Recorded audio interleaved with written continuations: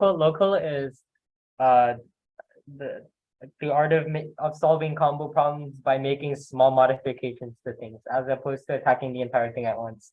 I think local is really underrated because as far as I know, it was underrated in the past because back in like a decades ago, they only taught local, and that really hurt when I was like made to read only old books. So yeah. Okay, I guess I'll go. Okay, the first local example that comes to mind is USAMO 2022 number 2. I'm really salty about not solving it, and I solved it in the summer and realized it was a lot simpler than I thought it was. So yeah. I guess I'll pull up the problem first, and then I'll start a drawing or whatever.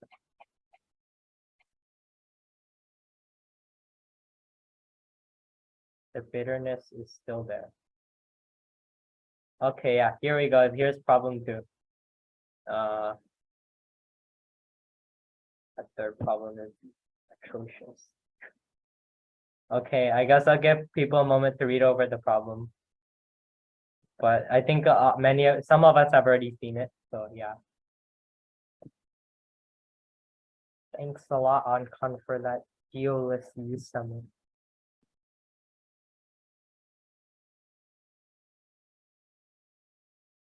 Okay, I'll just wait and go do something else.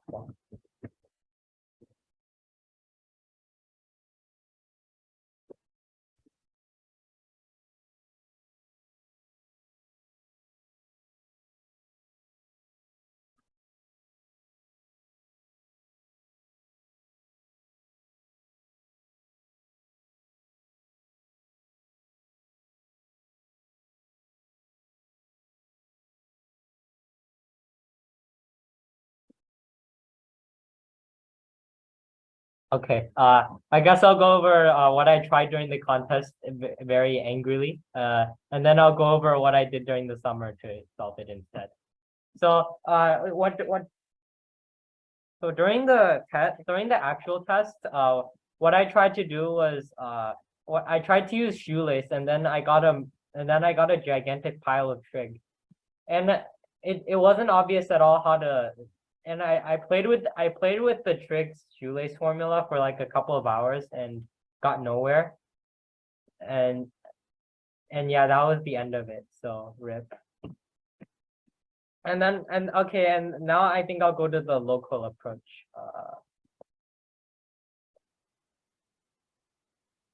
Does this work? Okay, I guess I'll just use this tool.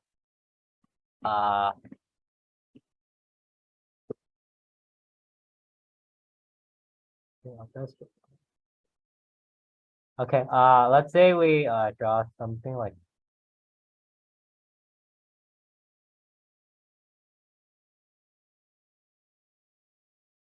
okay, draw some random one.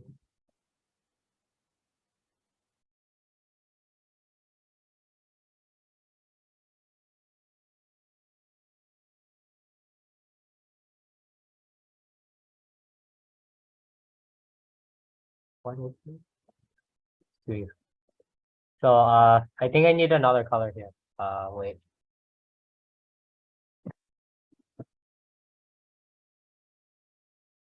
We'll just use the decagon case that was in the problem. I think 10 is a bit few, but I guess it'll suffice for our problem. So let's say we have these 3, and then I need another color.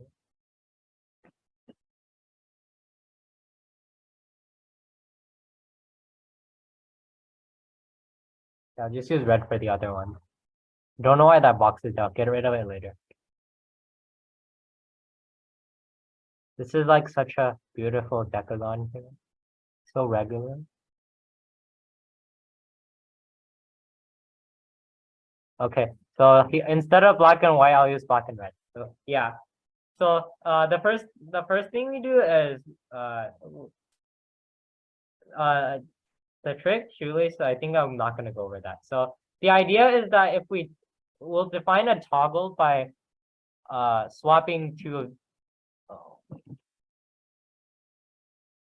idea is that we can do something called a toggle where we switch this edge and this edge, like in terms of their locations, like so.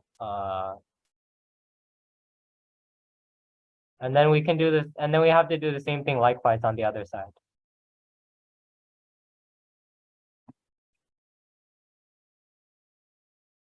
The idea is that that it's enough to show that under one such swap, the area of the area difference doesn't change.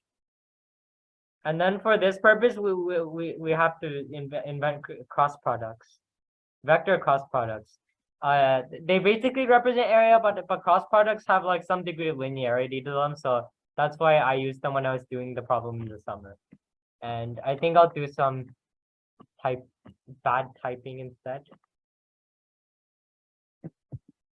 Why is this red?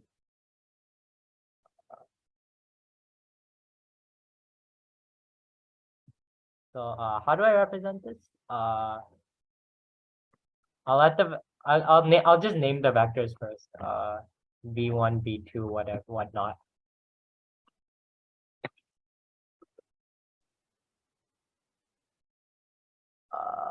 Why am I so slow at using this app?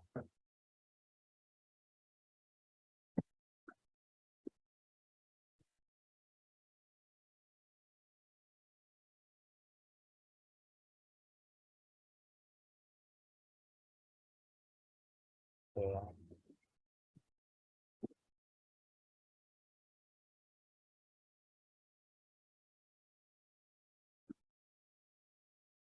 Okay, so the idea here is that I'm only gonna name 5 of these because the other 5 I can just represent as negatives.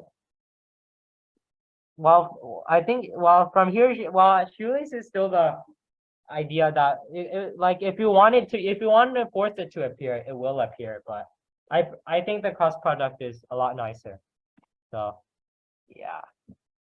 I'm not sure why I didn't think of vector cross products during the test, but I think maybe that was because like I was green or something.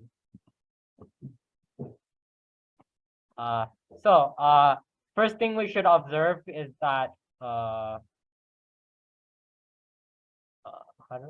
should type it in. V1.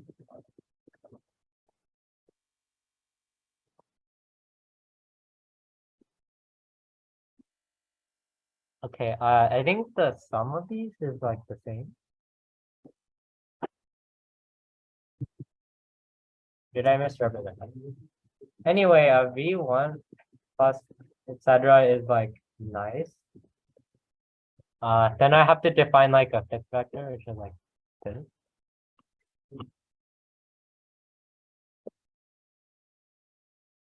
So obviously, if you look here, W is a lot nicer a vector to deal with, and we know that they always sum to this. However, we toggle. So, what else? Actually, I think I need to introduce some convention here.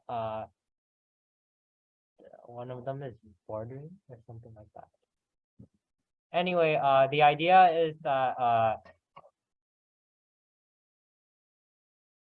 like when we switch a pair of edges, the area difference is only slightly modified. Difference is like what was it?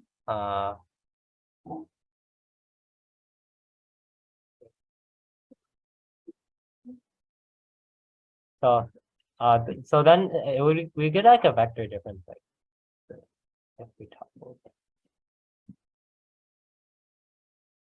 So now the area difference is just found by crossing this with some other vector, I think. And to be completely honest, I don't completely remember my solution. So yeah.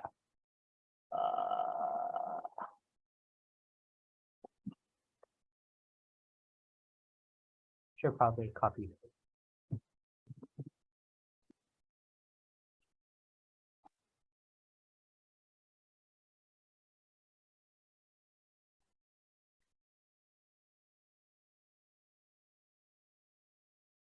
Okay, I guess I'll draw the polygon. I guess I'll draw the polygon separately. Wait.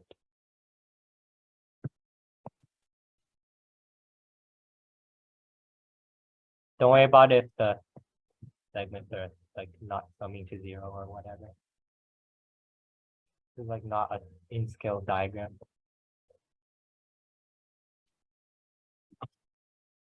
Large in-scale, clearly labeled diagram.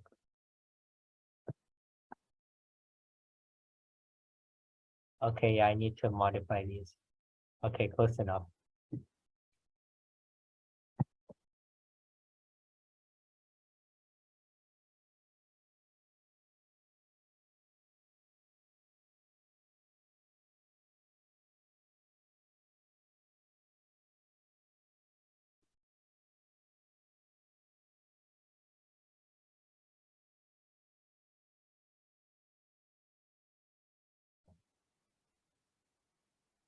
Okay, I got chat messages. Okay. Okay, now that I finally finished drawing shapes, what happens when we toggle an edge? Like what changes in these shapes? Now I have to move stuff around. All this.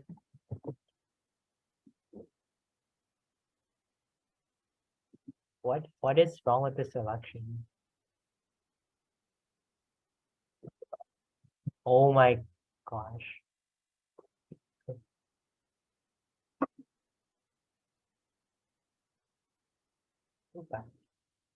Okay, now I'm gonna toggle some of these. I should highlight the ones I'm toggling.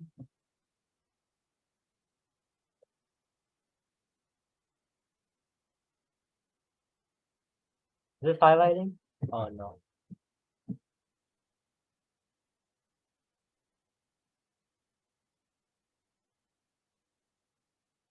It needs to be thicker.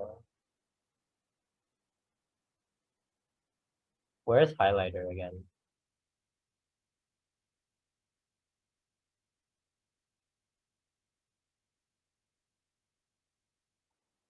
How do we highlight it?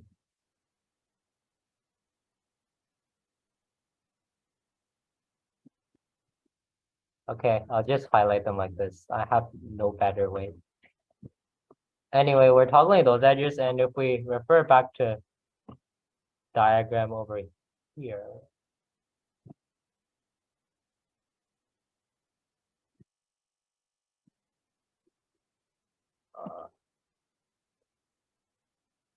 let's see, we're talking those. Then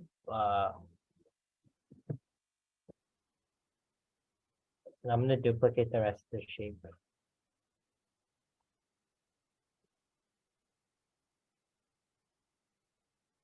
Okay, so remember we're toggling these two.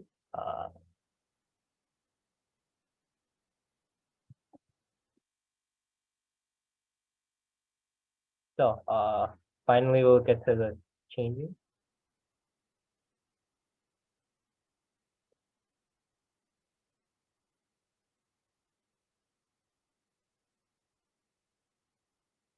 This or that.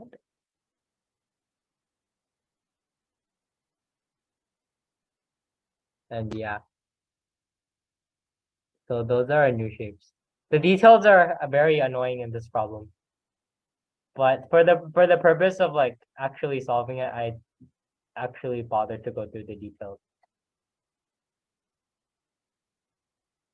Okay, close enough.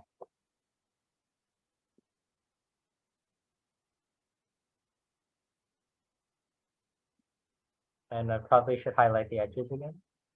Yeah. Okay, so what area remains fixed? It would be, can we draw custom?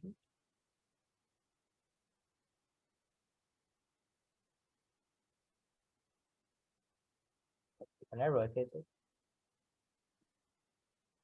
I can rotate it. So this area remains fixed.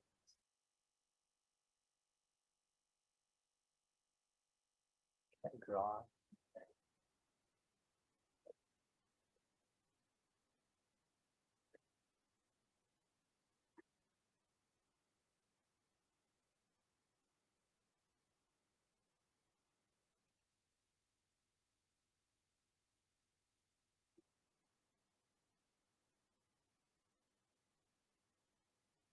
Okay, yeah, I'll just settle for that.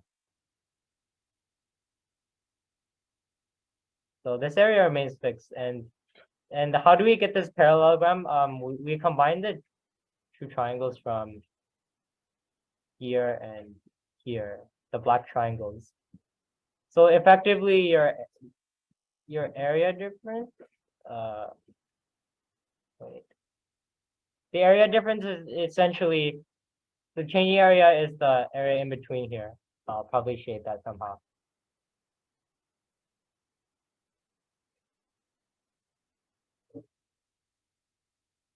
Okay, that was a bad color.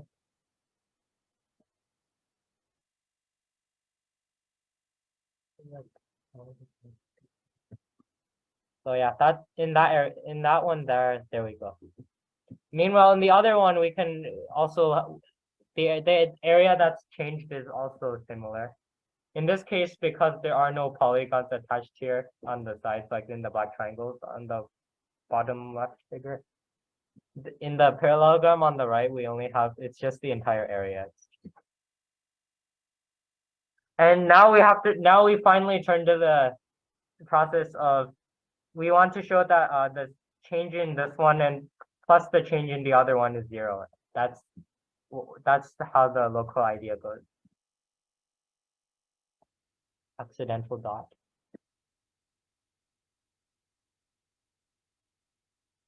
Why is it like not reacting? Yeah. So this is here. This is where vectors comes in. We know this is okay. A label.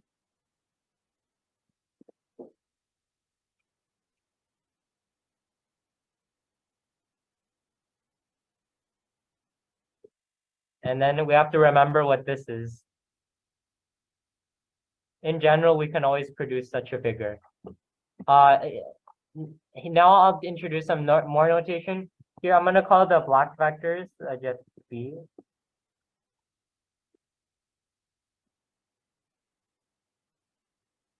And red likewise.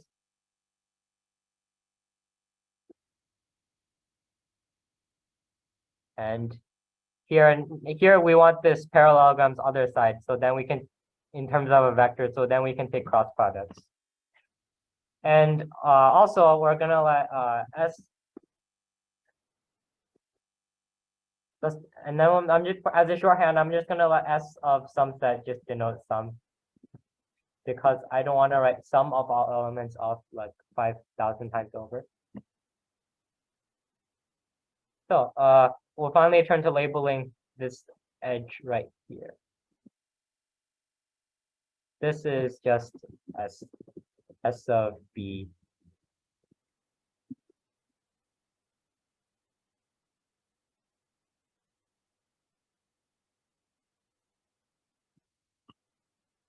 So this area, so this new area here is V1 cross that. Here we're ignoring everything other than the parallelogram in between. So its analog in the original thing is essentially this.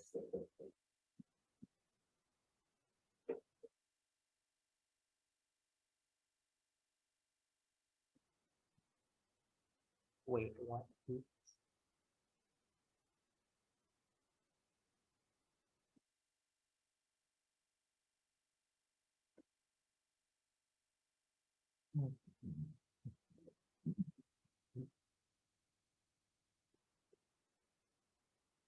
Okay.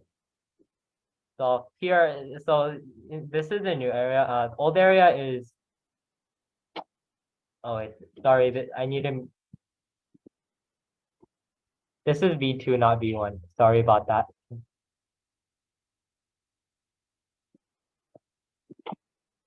Okay, this up here is V1. I'm just calling them V1 and V2 for convenience.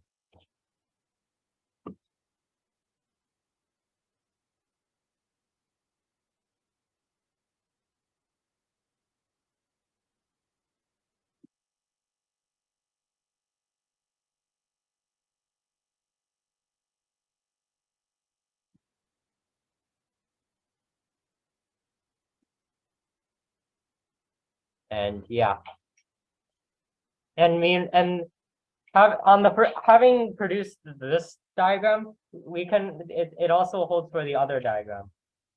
So the difference in area would then be so then we would get the area difference would then be represented as okay, type more.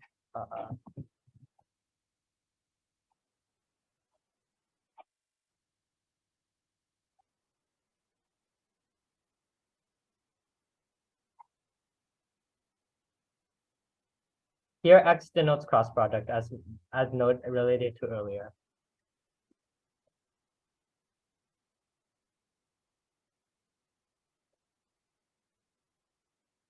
I'm just gonna let V1 in comfort for as convention.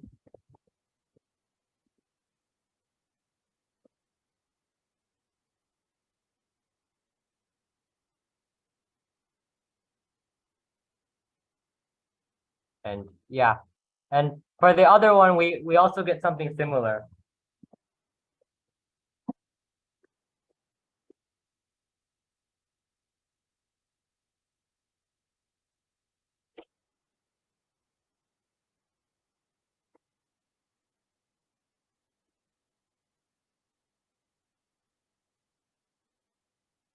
And then yeah, and then we can add those pretty nicely, and we get something like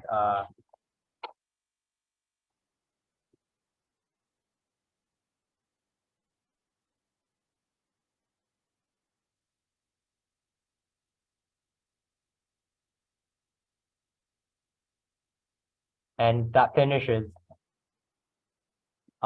Anyone have any questions about what I did?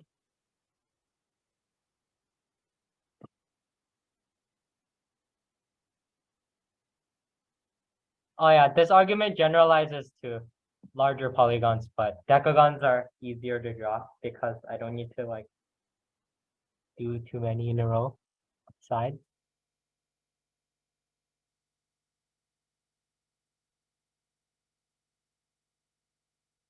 Oops, this is like wrong side.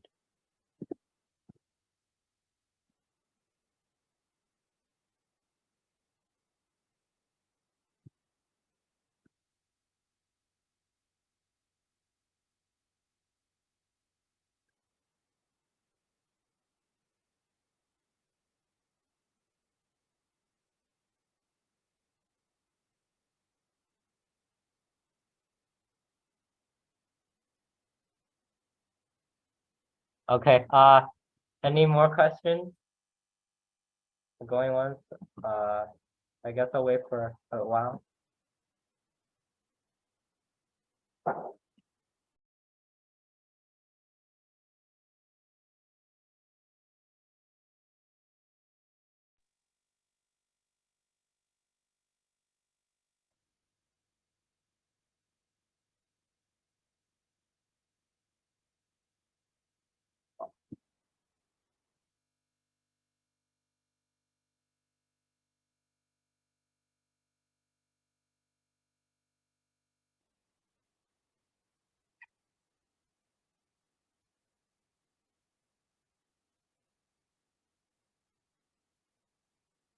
Okay, I'll go on to the next problem. Can this be saved?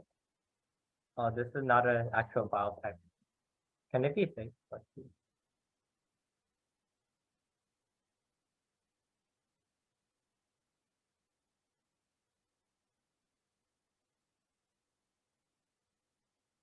Do I need to sign up or something?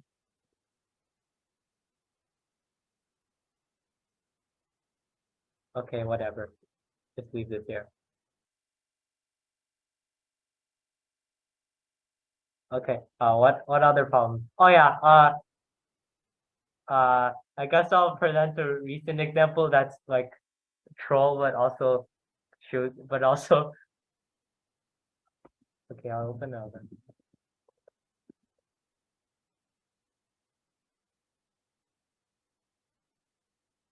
Oh yeah. Oh yeah. Y'all should use this app. Hear everything. I swear, if this syncs on the other tab, I'll be very put out. My freaking God.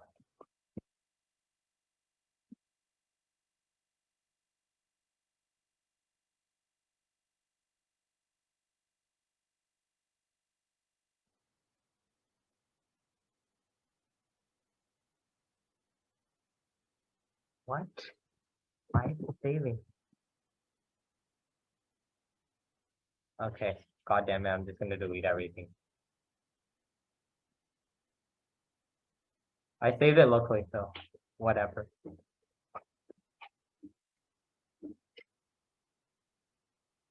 Okay, what's the other problem I was gonna do? Oh yeah, this troll problem that Square Man made a while ago. Where is it? It's a lot easier than the problem I just showed, but I think it's kind of amusing, but also, oh yeah, this problem here. Oh yeah, I was the one who was requested to post it.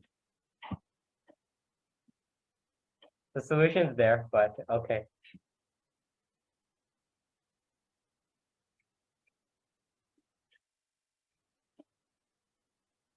Okay, I think I'll just show the solution here. And then I'll draw if it's needed. No comment. I didn't notice this until like I was told the solution.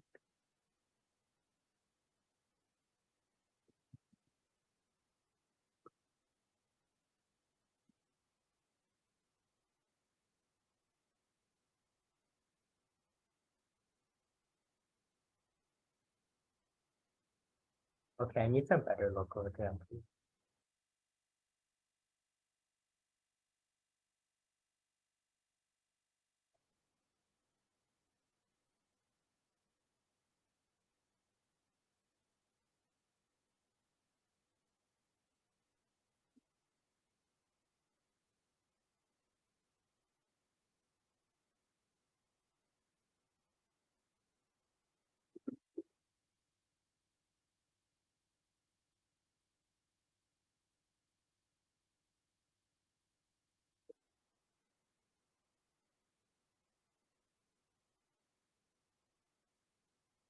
Okay, proceeds to dig up more local examples.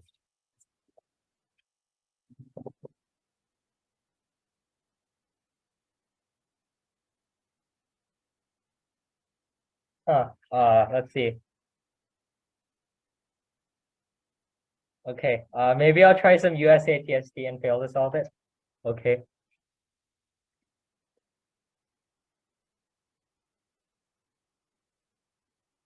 Oh wait, ISL 2013. Okay, some of these are from Otis excerpts, but okay. 2013. Some ISL 2013.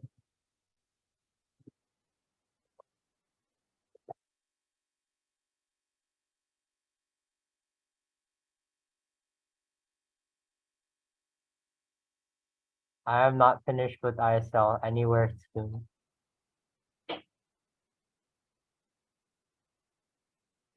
Oh my God, not that.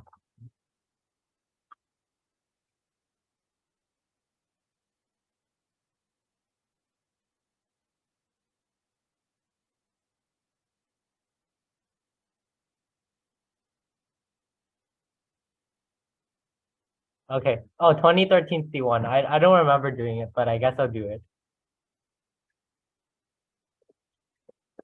Okay. I don't think we can really draw for that, so. Should I use Beamer? No, I'm too lazy. I have nothing to draw, but I guess I'm gonna write here anyway.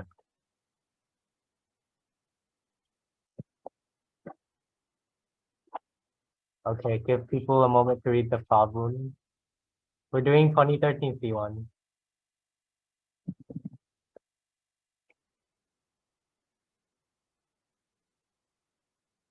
What?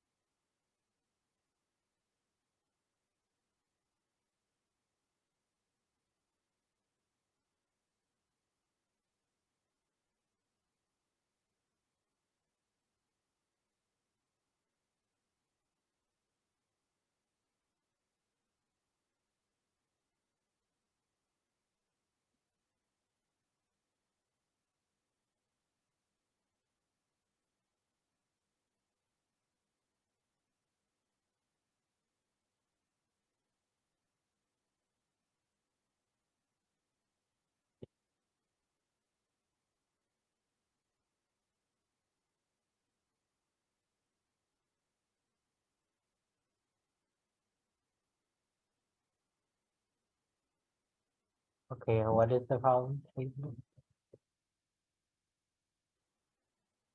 Screenshot. I guess I'll screenshot and put it here.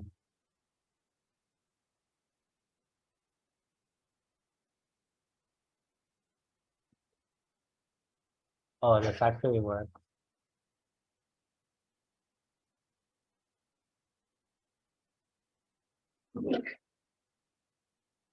Okay, what do we do? Sum equals n to that sum of each number. Oh, right. Oh yeah, I did this before, but I guess I'll redo it.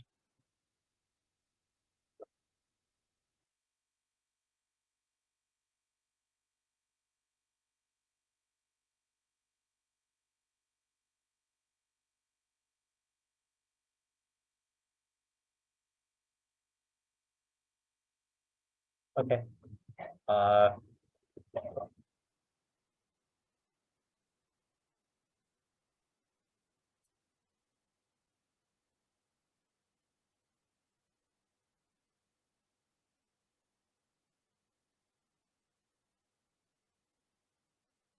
so so this is the intuition. Why 1/2 plus f plus small number? It's the most symmetric way to have like in a lot of pairs summing to greater than one, but also that each pair is relatively minimized. So if we had like one and a small number, then it'd lead to less pairs of groups summing to greater than one because that small group could sum to some other groups. It could have a sum of less than one when combined with another small group. So yeah. So out of this, then we'll turn the. I actually sort of engineered this, although engineering is not morally right, but okay.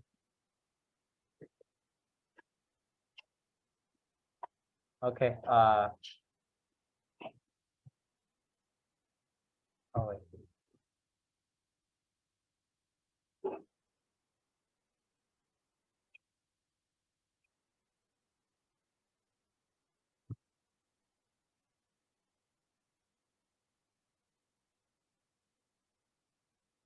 Oh, there's no text formatting. Is,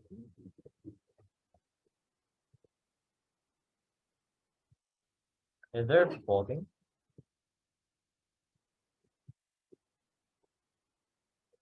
Nope. We don't need one.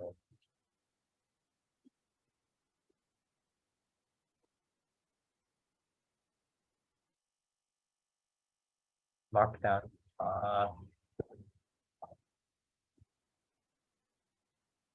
I don't know. We'll just try something n equals 3.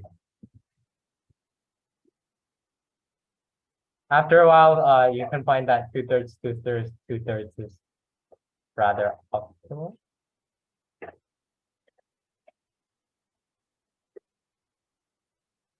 As per the construction up there. So yeah. Some of the numbers in each group is going to be.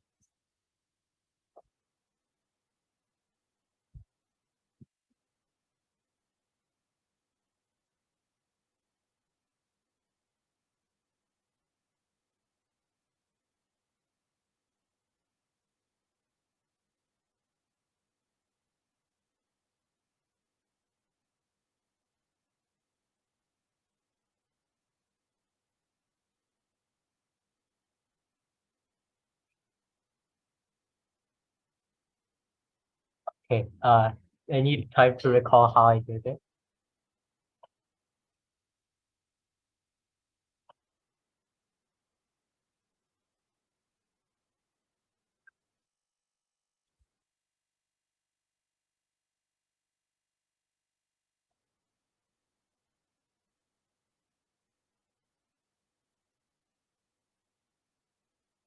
Okay, what would an n equals 4 construction look like?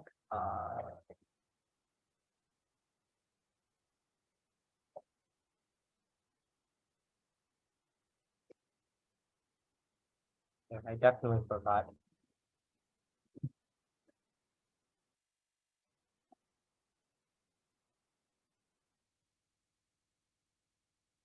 Oh, I can't read.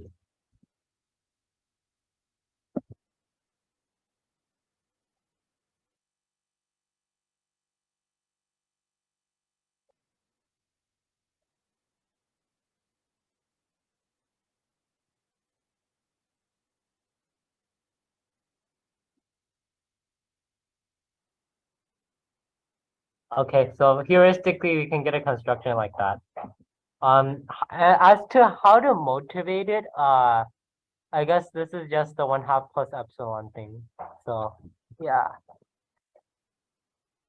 So now I guess we'll turn to proving why we can't do better.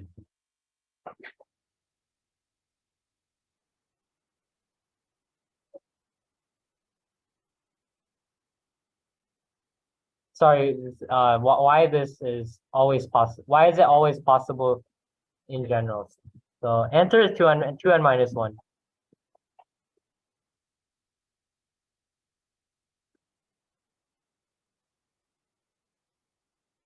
Apparently.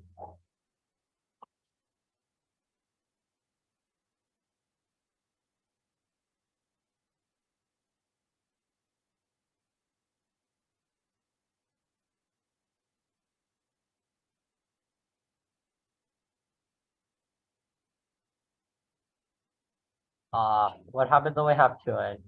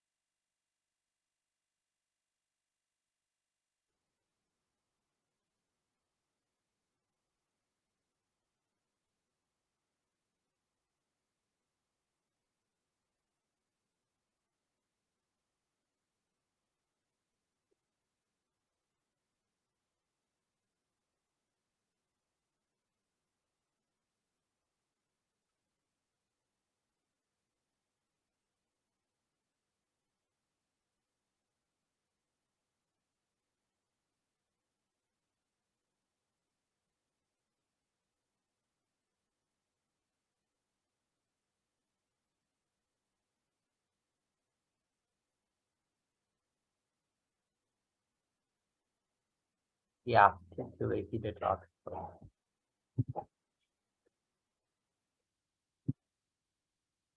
Here slash LE is just LaTeX abbreviation for less than or equal to.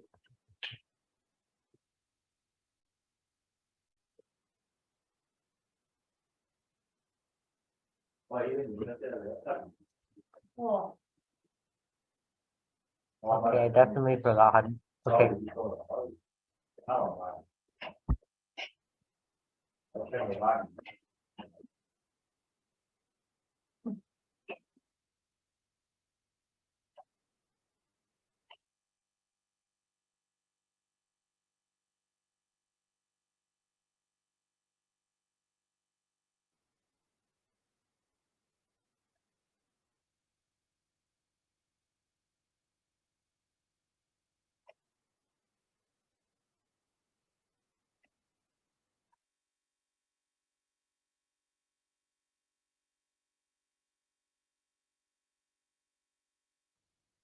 Boy, this last line is not nonsensical because there could be more than 2n.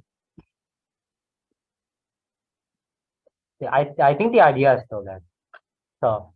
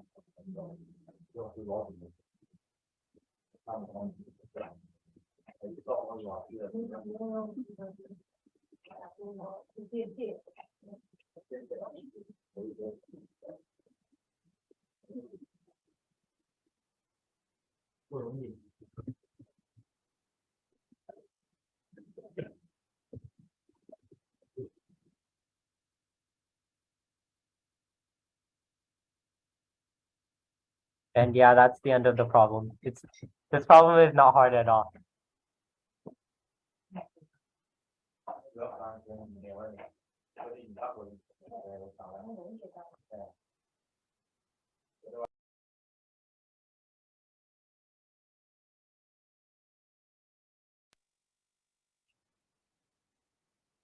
And yeah, okay.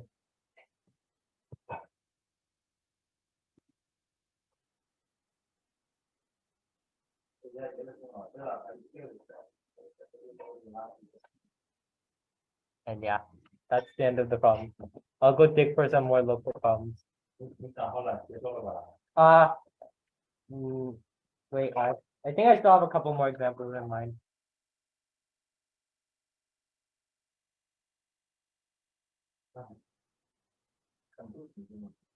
Okay, I'll attempt some USDCST problems.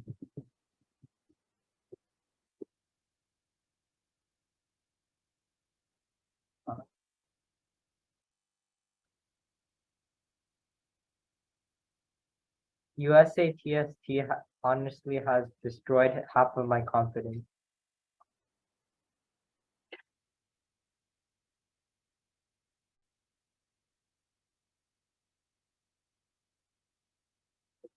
Okay, USATST 2017.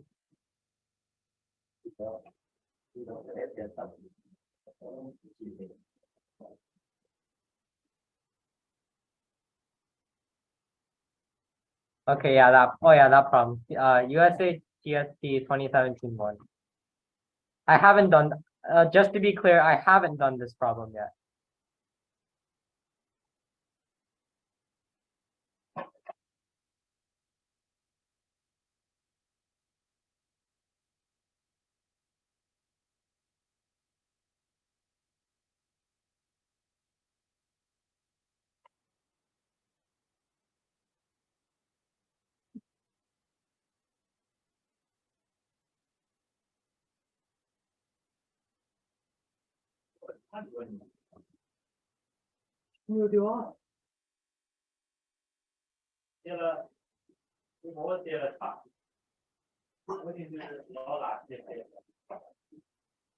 Okay, well, I need to digest this problem myself, seeing as I haven't done this.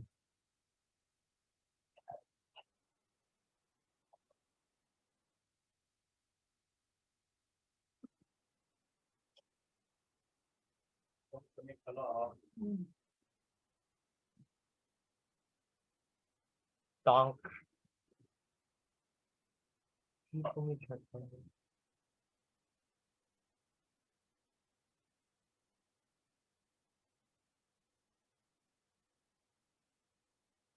Okay, this is like graph theory.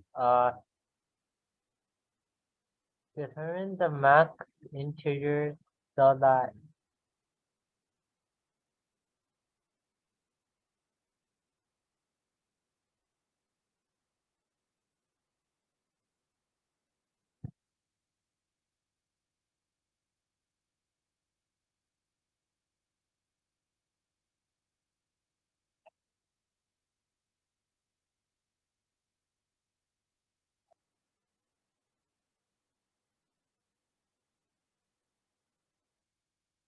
the first thing we have to do is somehow reinterpret color identificability. I can't pronounce.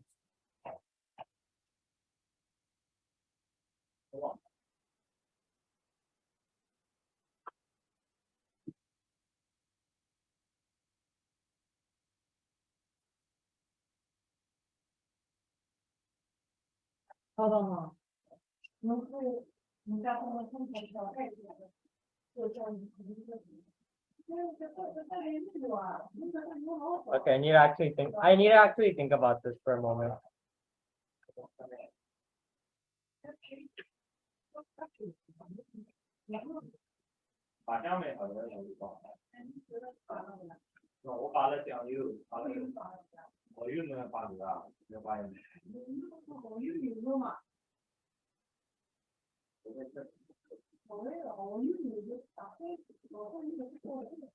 No wait, never mind, I'm trolling. Okay, Okay, I'll make an example. I guess I'll do an example. I'll just number the colors and letter the teams. Uh,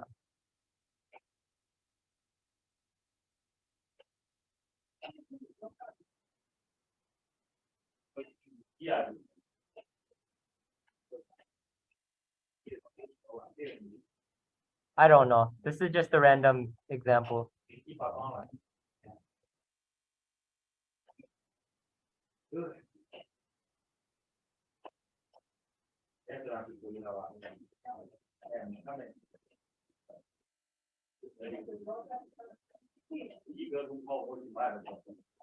Wait, why did I say oops,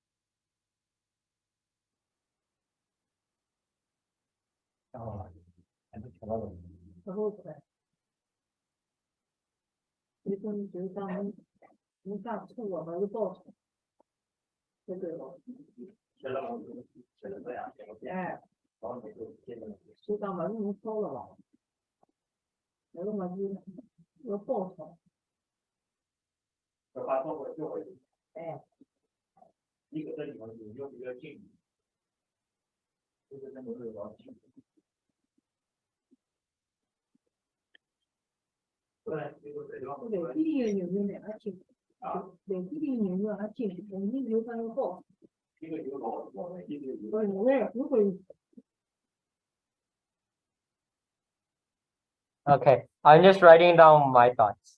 I'm not sure how to do the problem yet, but hopefully it'll become clear. I don't see any other way to proceed other than by deleting offending teams.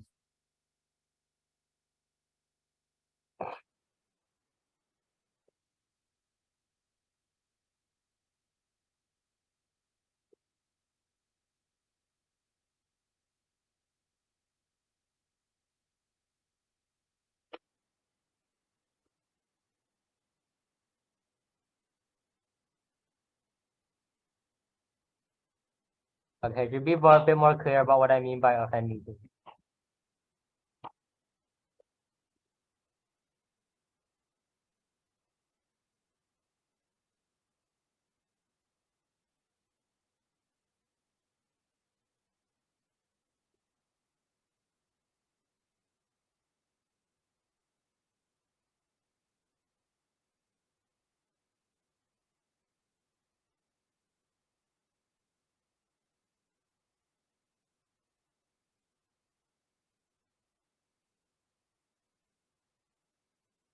I think redundant is a better word.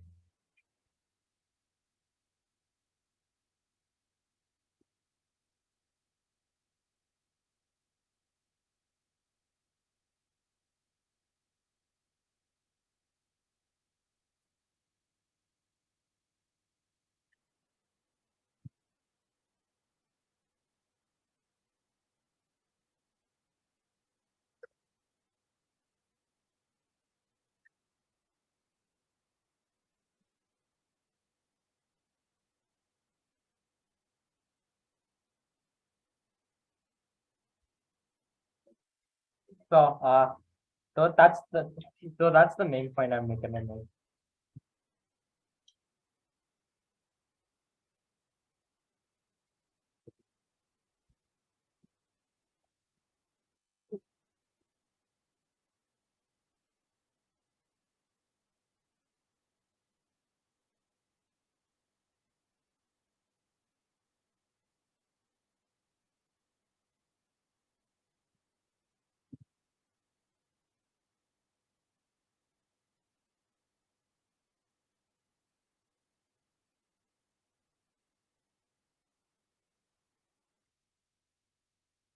Oh wait, hi.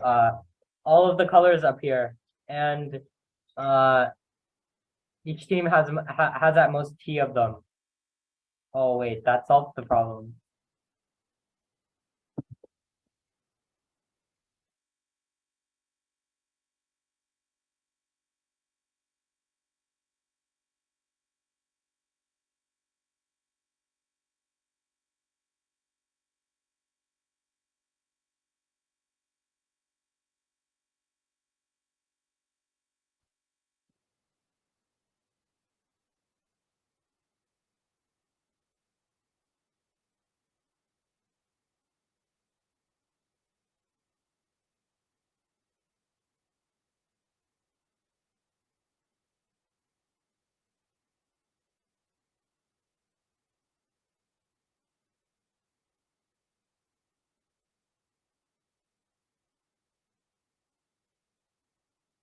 Oops, that's the end of the problem.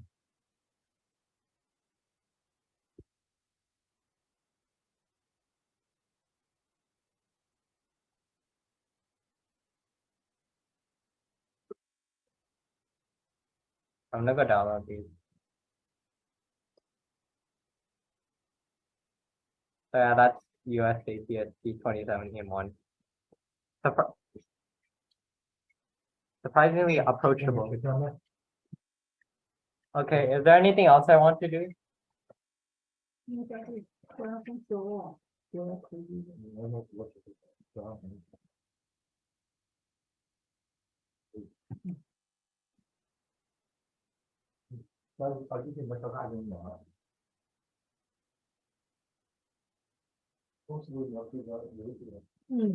Okay. I think there was some other USK TSP example. I kind of forgot which one. Is it 2019? Oh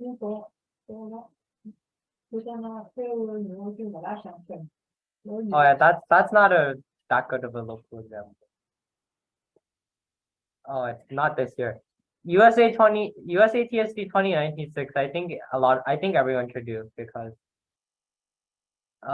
it's a good way to give a person confidence that they can do a problem 6 at an Olympiad. It's actually really easy compared to other number 6s, which are nightmares.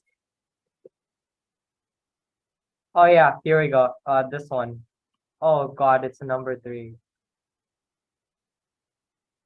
Got to try to do it anyway.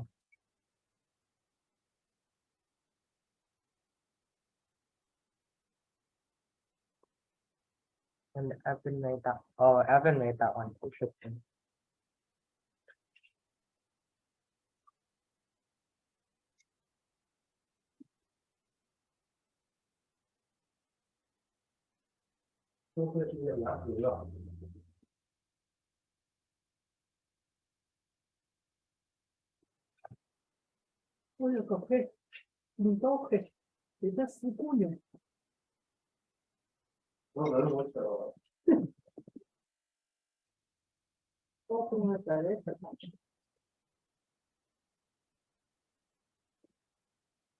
This is a very bad first thought to have.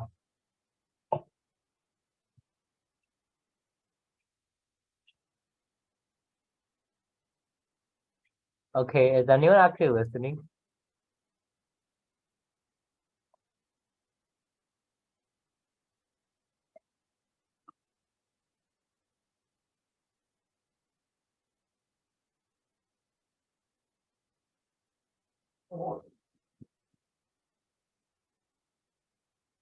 No. How many entrees are there? The cost of each entree is equal to the number. The university could have paid. Huh.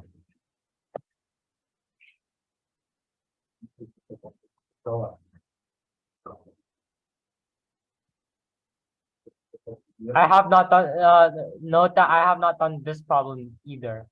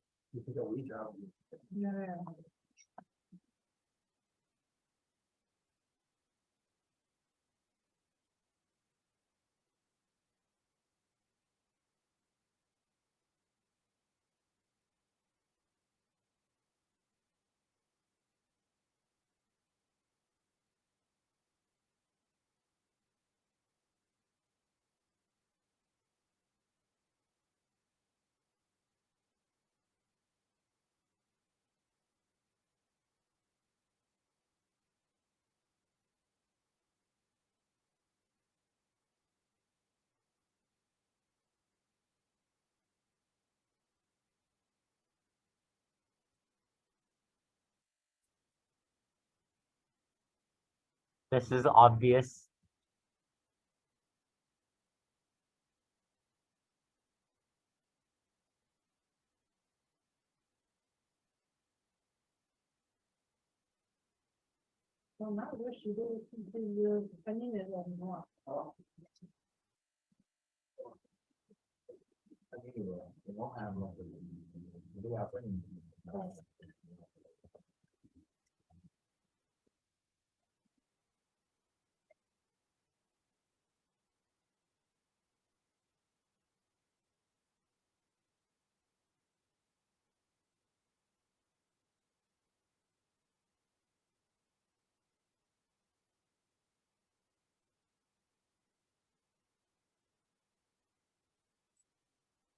Okay, time to pull out the graph theory thing again.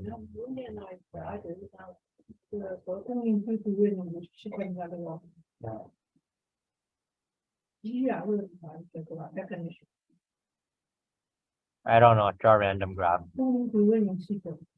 2017 is an arbitrary number, I'm assuming.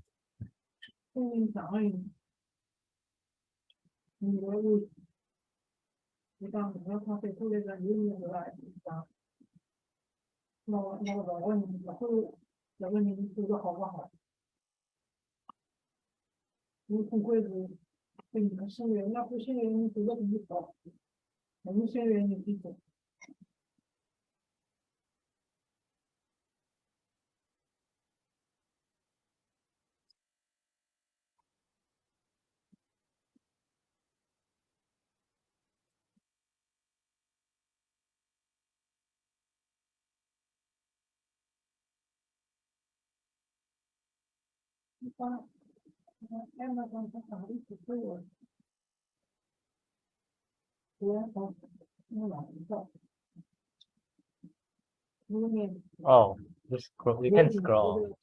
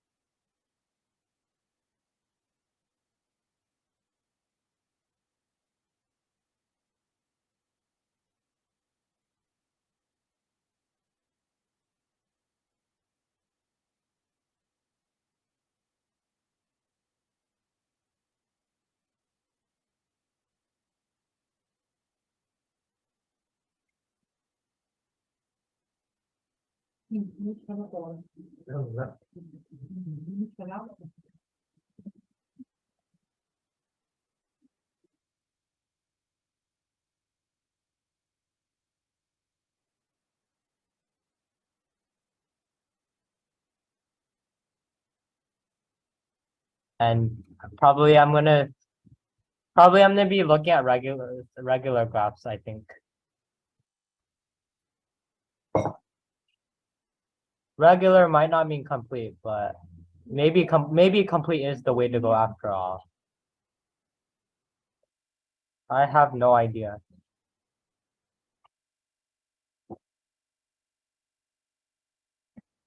I don't know. Just do like for regularity as an example.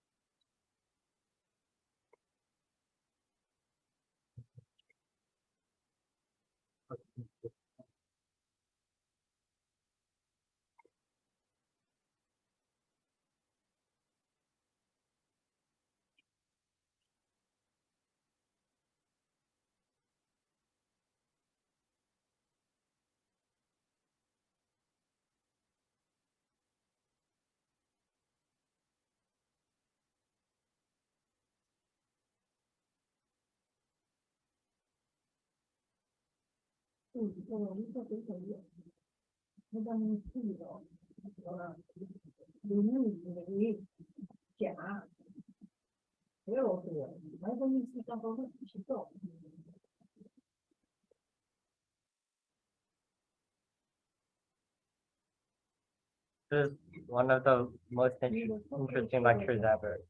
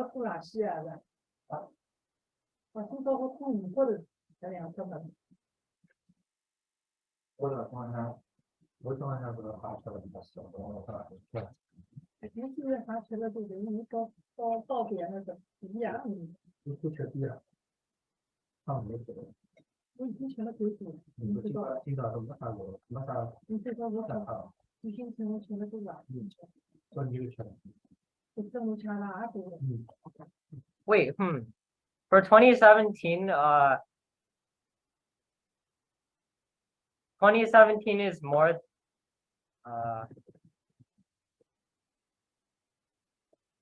maybe I'll actually look at the number 2017.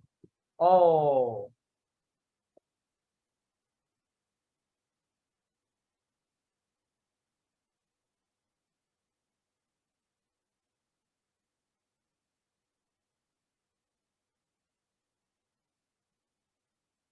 that might foil plans a bit because of the ugly nature of that number.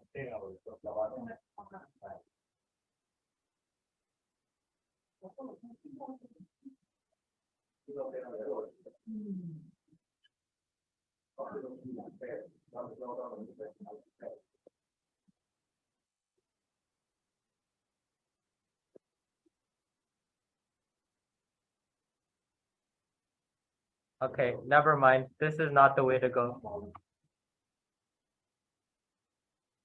So we have this like random edge out here and an entire clique. I'll just draw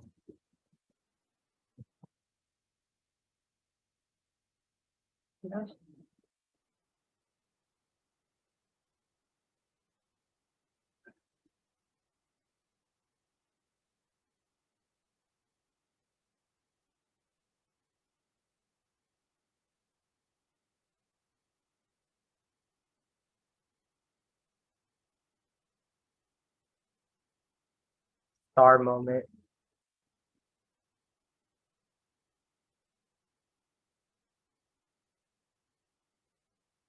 Quality drawing.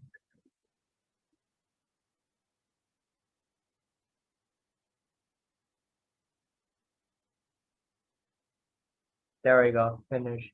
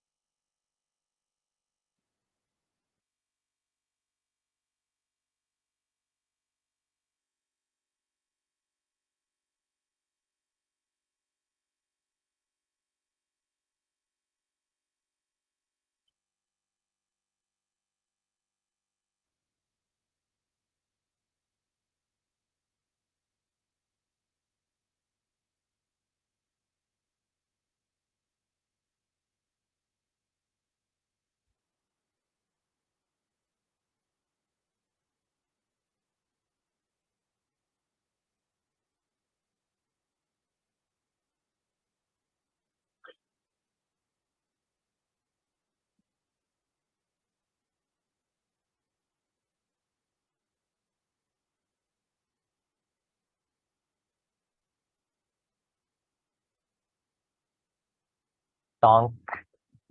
Okay, so are we supposed to do a K64 plus one vertex? That is like very counterintuitive.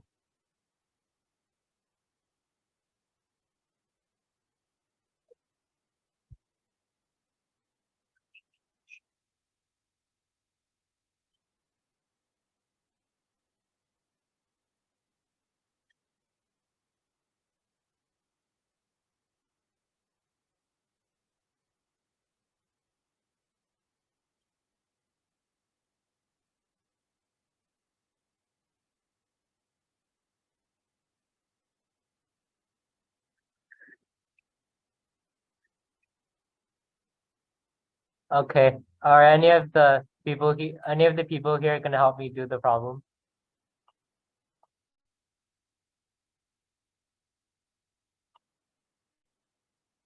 Aaron, can you help me do this problem? I'm not good at combo.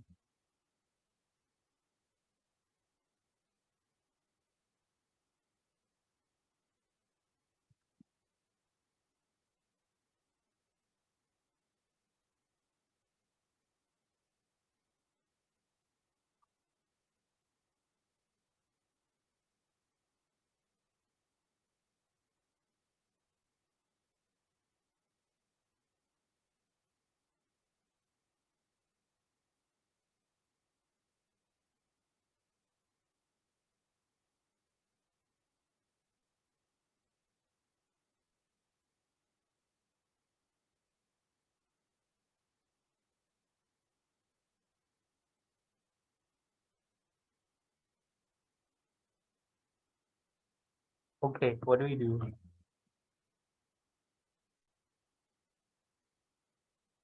Weird.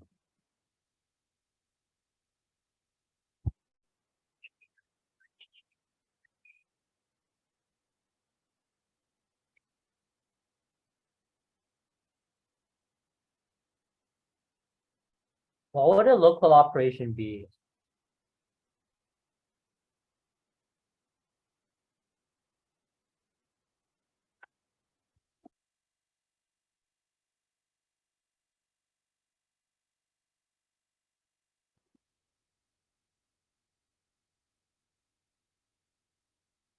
Okay, I'll just bound this up directly. I don't see anything.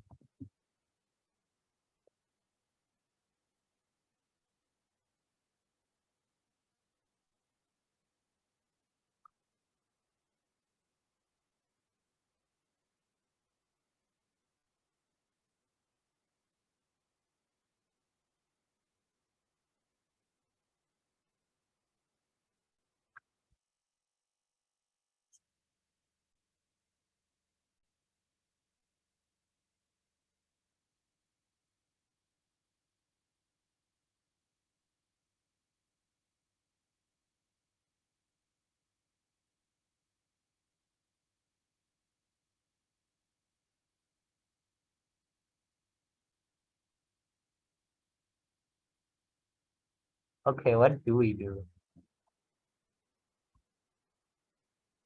Is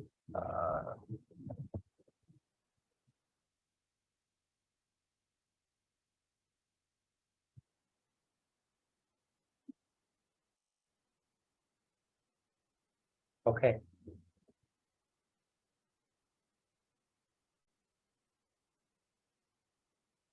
What does that give us in this context?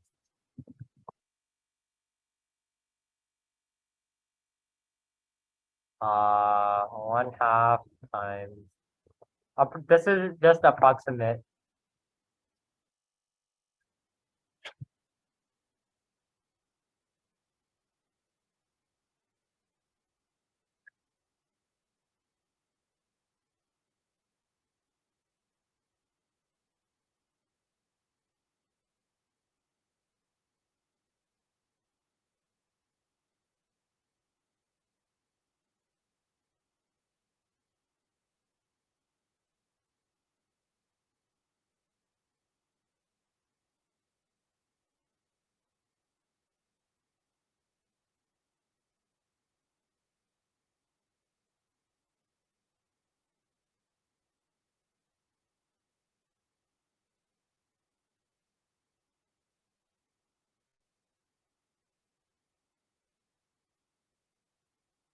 Okay. I do not know what I'm doing. Can you use a calculator? What is 63 times 2016?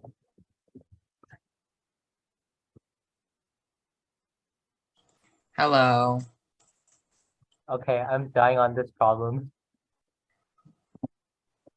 According to calculator, this thing. So should be something less than that. Yeah, so I briefly saw the solution before. So apparently there is not the result does not hold in general when 2017 is n. There are like some occasional edge cases, and I'm pretty sure the 2016 case is easier than the 2017 case. The 2016 case is actually really easy. 2016 cases, it's just you have a complete graph and then you exactly get the bound. Mm-hmm. So should it be? I think it should be slightly is it slightly less or more than that? Oh, it's slightly more than that. Oops. Mm-hmm. So we have a construction for we can get 127 009. I don't know if that's optimal. I'm not sure. I am too dumb to be solving all the problem threes. USATSD has destroyed self-confidence. Mm-hmm.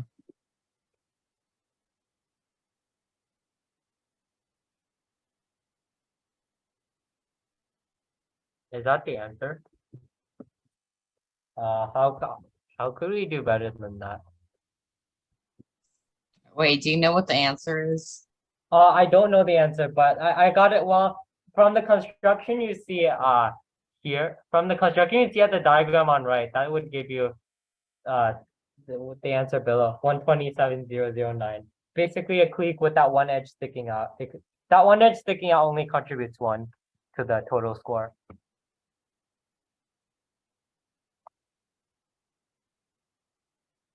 So I'm so tempted to global, but apparently this was an Otis local, so it's supposed to be a local problem.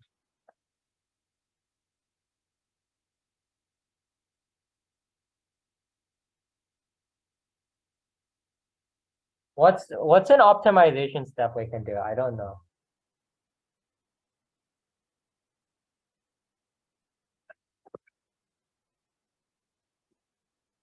Sorry, you're much better at Ollie than me. I can't really keep track of anything here.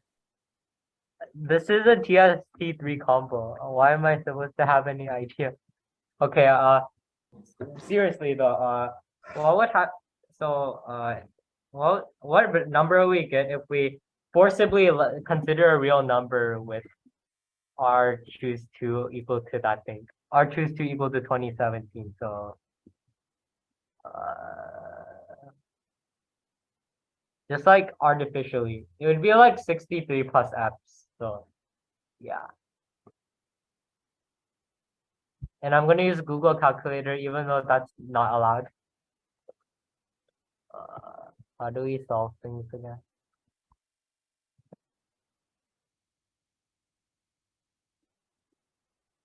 Did I just type in a 9?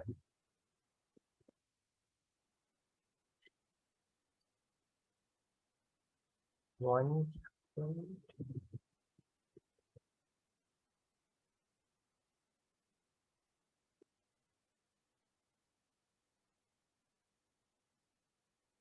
say that.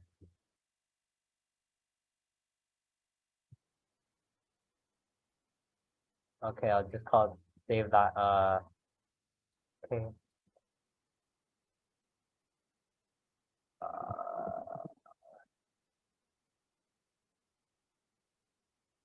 Dang, that's quite. That's like a that's a bound, I guess. 129,119. It's a bound. But I still think that Evan Chen chose 2017 deliberately. Yes. So big shrug.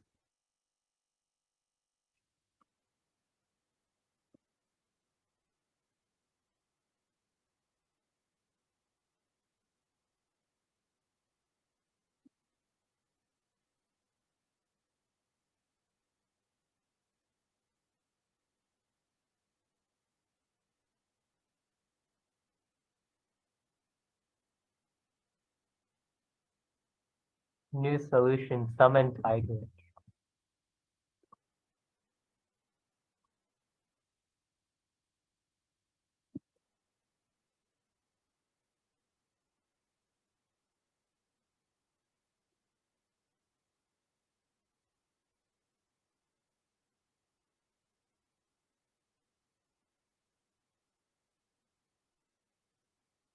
Bonk.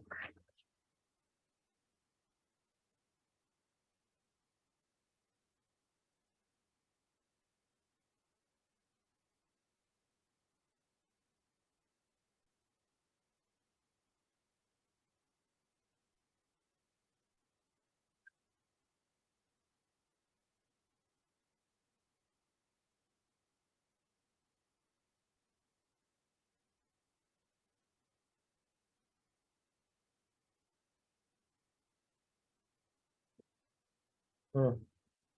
Bonk.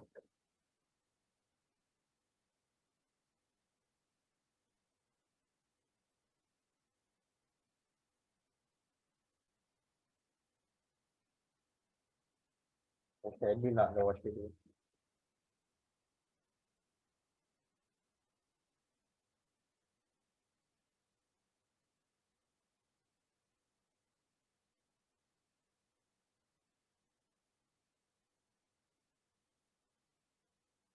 What's an optimization algorithm?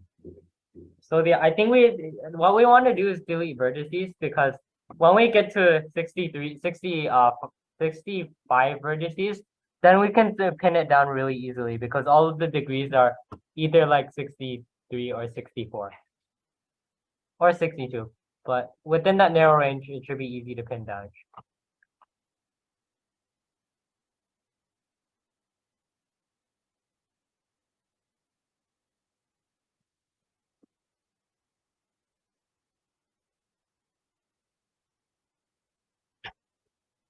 So how can we delete vertices while improve?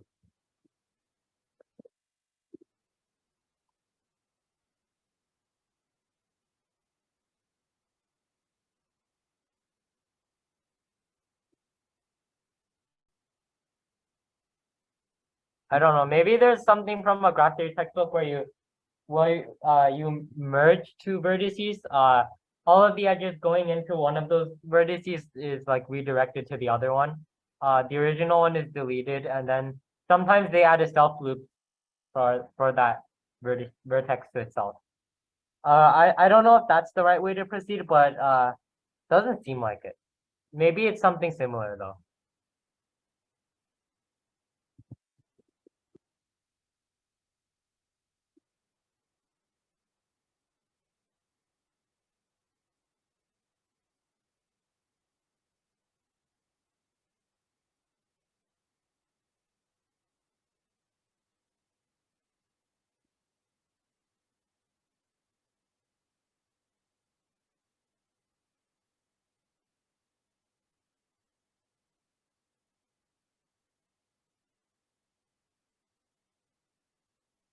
What happens when there are more than 65 vertices? I still don't know. Okay, guess I'll scroll down.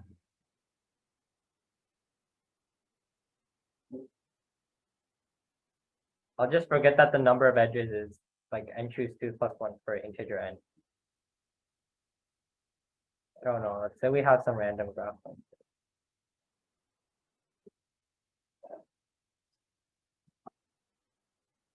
Not the best example of a graph. But okay.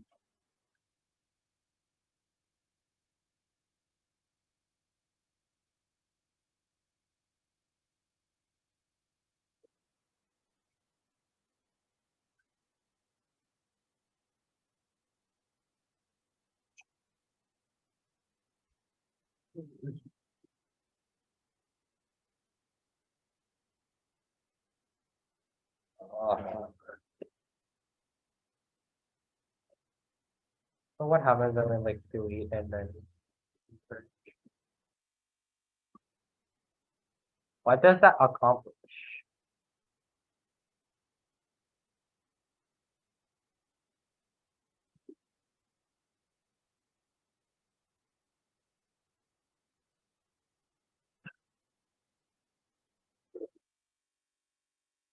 Okay, I'll just use that original example.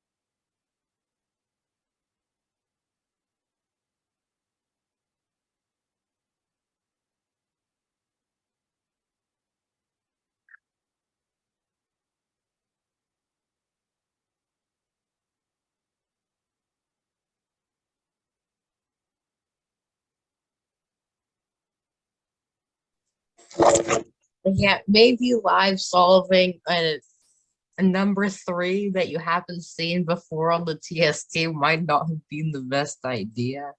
How about let's try maybe a slightly easier problem. I think I can might be able to solve it pretty soon. Wait, once I find the right local procedure, the problem will solve itself. True. Bruh. Persistence is important. Like a lot of problems are solved in the last minutes of Olympia. At least as far as me mocking contest is concerned. Maybe we'll go for like 10 more minutes and then I'll probably end the meeting.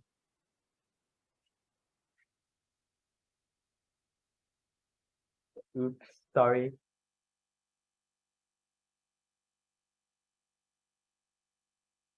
Okay.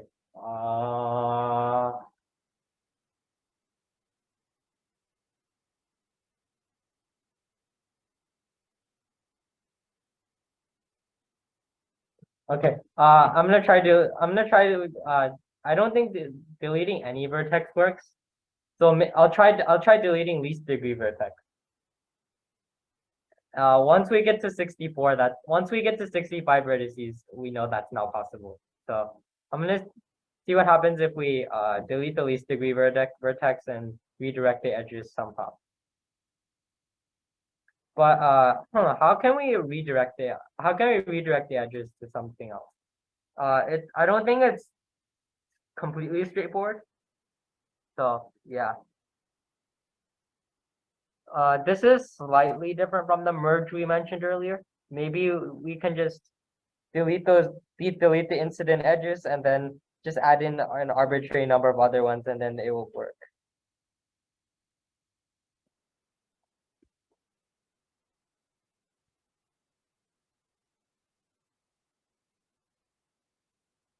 Oh yeah, extremal principle does not exist because motivation is still greedy.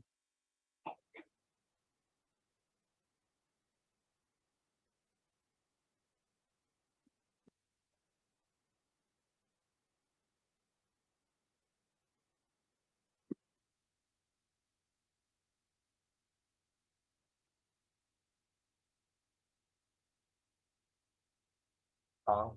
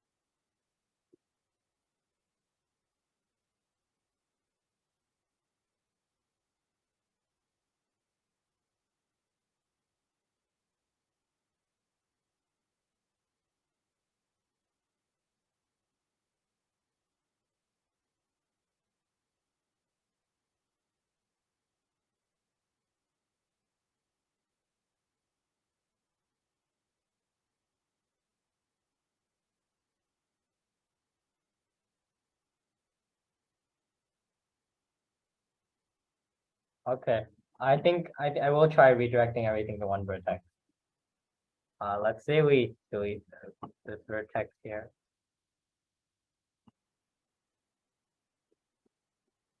What was that?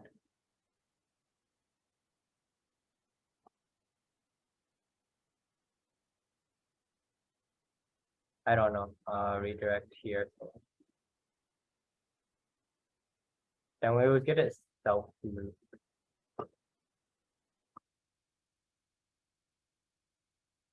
Self loop.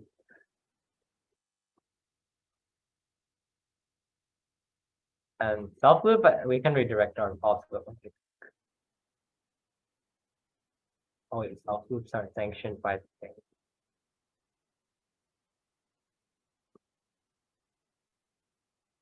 Okay, I'll just double edge here.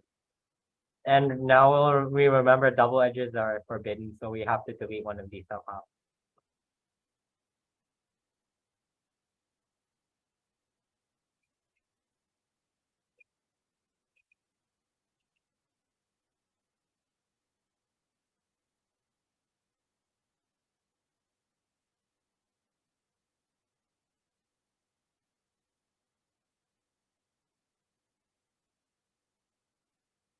Donk.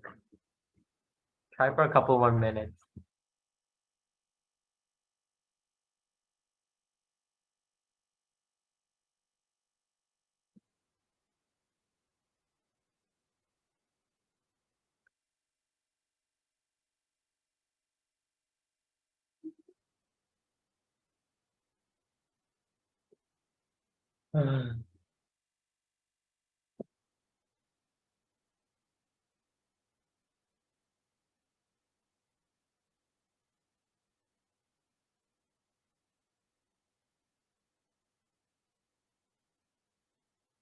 I think redirection is okay. Arbitrary redirection is the way to go. What is you just have to make sure one of the vertices serves as a pivot. And then duplicates are just dealt with by deleting them and replacing them with any other missing edge. And that apparently increases the count.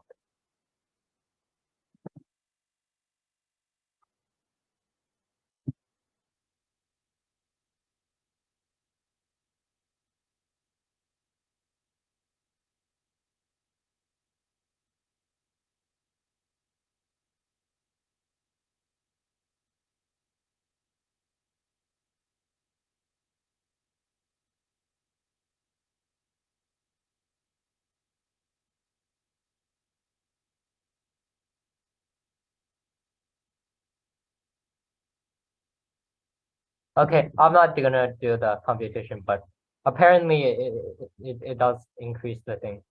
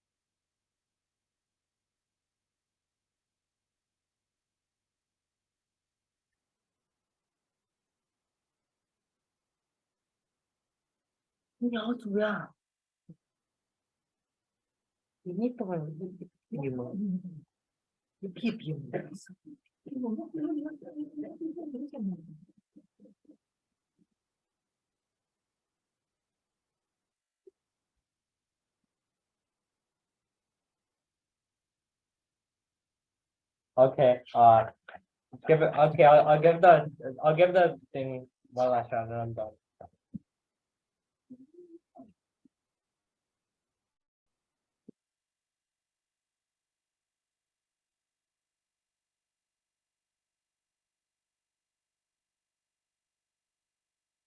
Okay, so let's say we call such a verdict universal or whatever.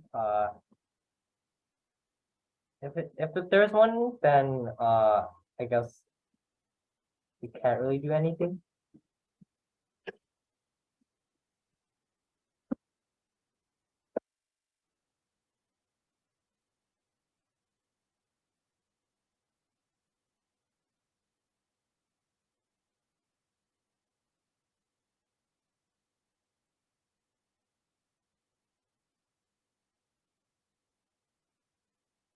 Okay, I think I'm finally done.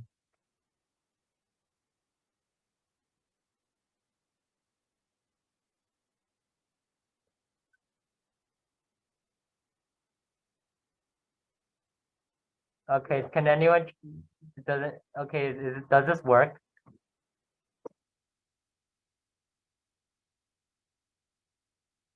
Is anyone still here? Does this work?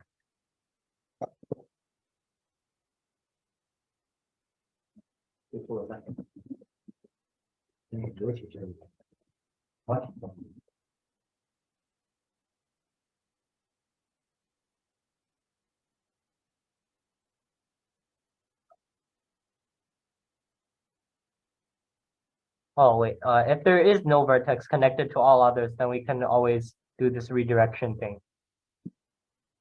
Oh, and else then we can then we can use this case up here. So shrug. I think that's the end of it.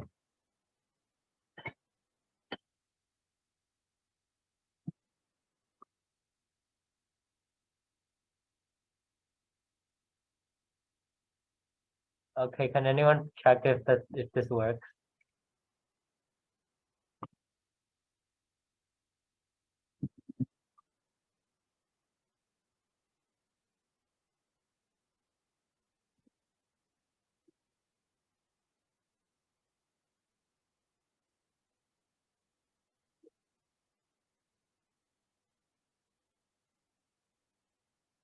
Okay, can anyone check my solution here? Aaron, are you still here?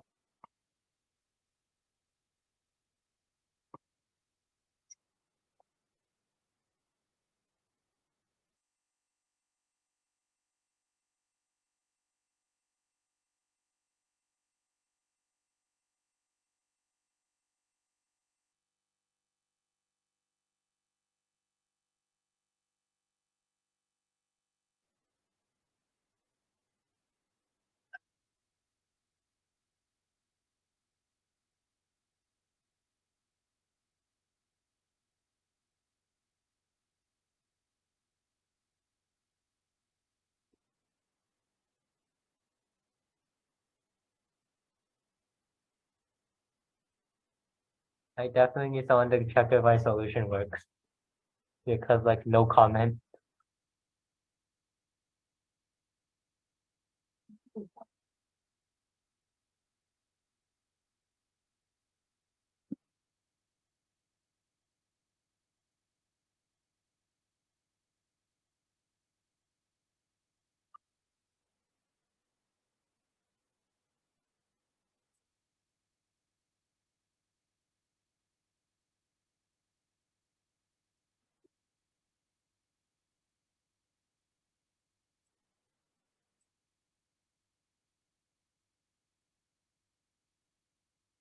Bonk. Okay. Okay, I think this works, so that's the end of the meeting, I guess. Have a good dinner.